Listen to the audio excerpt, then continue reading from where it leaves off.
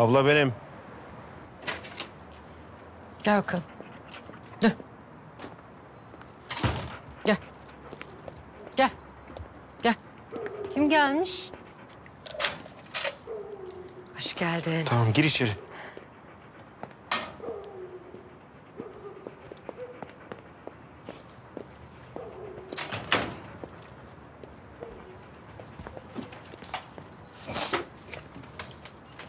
Gez oğlum, hadi bakalım.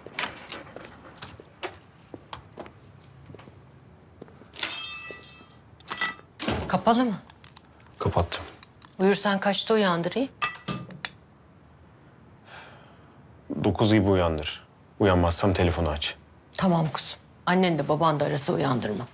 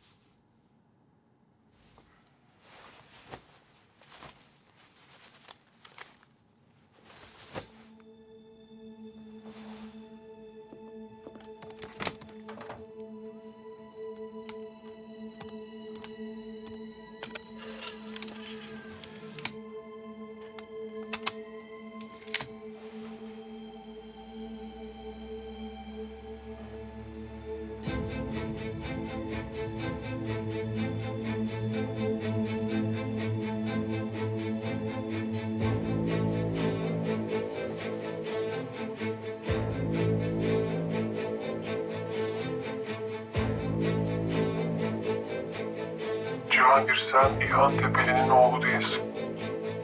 Tepeli seni kaçırdı ve karşılığında para istedi. Buluşma yerinde baban Eren Karabulut, İlhan Tepeli ve 2 adam tarafından öldürüldü. Babanın katillerinden biri Kavak lakaplı Ercan Saner, bir diğeri İskender Akay'dı.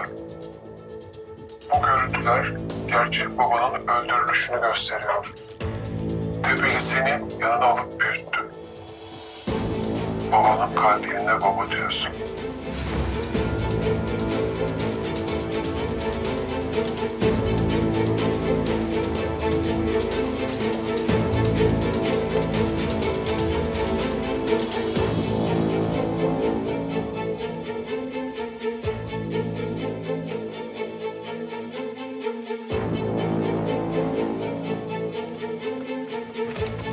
Nurten abla bir bakar mısın?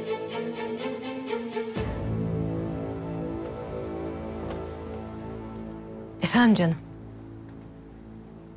Abla doğumumda yanımda mıydın? Ben mi? Yanındaydım kuzum. Hatırladığım kadarıyla o zamanlar babanın bir astımı vardı. Hiç rahat vermiyordu babana. Evden çıkamıyorduk. Hastaneye gidemeyince rahmetli babaannenle beraber doğurttuk seni.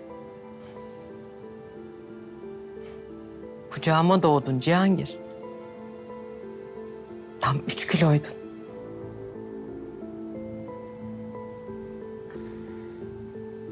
Babamın asmını hatırlıyor musun? İsmini falan. Yok. Eren Karabulut olabilir mi? Hiç bilmem. Ne oldu? Şöyle aklıma geldi, sordum. Bir şey yok. İlahi Cihangir. Çok geç oldu, yat artık.